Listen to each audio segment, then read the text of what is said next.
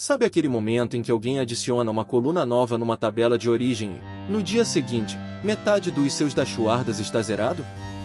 Ou pior, o pipeline roda sem erro nenhum, mas os números estão errados e ninguém percebe por 3 semanas.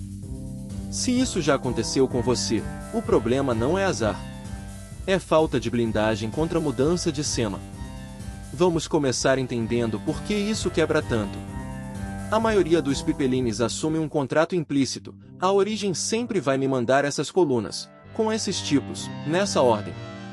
Só que ninguém escreveu esse contrato em lugar nenhum. Aí o time de produto renomeia o zero_d para customer_d, muda um campo de string para inteiro, ou remove uma coluna que ninguém usava. Seu código de transformação continua rodando, mas ou explode com um erro de coluna inexistente, ou pior, faz um cache silencioso e corrompe os dados sem avisar. A primeira camada de defesa é tornar esse contrato explícito. Isso se chama SEMA Contract, ou contrato de dados. Em vez de confiar que a origem vai se comportar, você declara: espera exatamente estas colunas, com estes tipos, e estas regras de nulidade. Ferramentas como Great Expectations, Pandera ou até validação com Pydantic e John SEMA fazem isso na entrada do pipeline.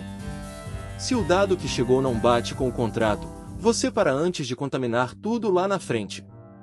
É a diferença entre falhar cedo, de forma barulhenta, e falhar tarde, de forma silenciosa. Mas parar o pipeline nem sempre é a resposta certa.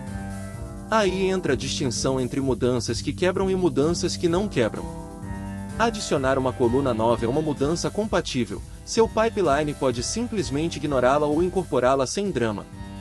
Já remover uma coluna, ou mudar o tipo de um campo, é uma mudança destrutiva que precisa parar tudo. A blindagem inteligente trata esses dois casos de formas diferentes. Você configura seu contrato para ser tolerante com o que é aditivo e rígido com o que é destrutivo. Uma técnica que salva muito é o SEMA Evolution com uma zona de aterrissagem crua. Antes de transformar qualquer coisa, você grava o dado bruto exatamente como ele chegou, num formato como Parquet ou Delta Lake, que suporta evolução de SEMA nativamente. Se uma coluna nova aparece, o Delta absorve sem quebrar. Se algo destrutivo acontece, você tem o histórico completo para reprocessar. Sua camada de transformação lê dessa zona crua com um mapeamento explícito de colunas, nunca com um select asterisco. Esse asterisco é o inimigo número 1 da estabilidade de pipeline. O select asterisco merece um parágrafo só para ele. Ele parece prático, mas é uma bomba relógio.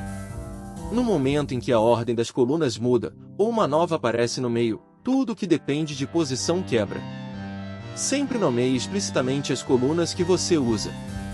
Isso transforma uma mudança silenciosa de SEMA num erro claro e localizado, do tipo coluna X não encontrada, em vez de um dado deslocado que passa despercebido pela validação. Por fim, feche o ciclo com monitoramento e alertas. Blindagem não é só validar na entrada, é saber na hora quando algo mudou. Registre metadados de cada execução, quantas colunas, quais tipos, quantas linhas. Compare com a execução anterior. Se o SEMA mudou, dispare um alerta no Slack antes que o dado chegue nos relatórios. E documente o contrato num lugar versionado, para que o time de origem saiba que existe alguém dependendo daquela estrutura. Junte tudo isso e você sai de um pipeline que reza para não quebrar para um que avisa, isola e se recupera.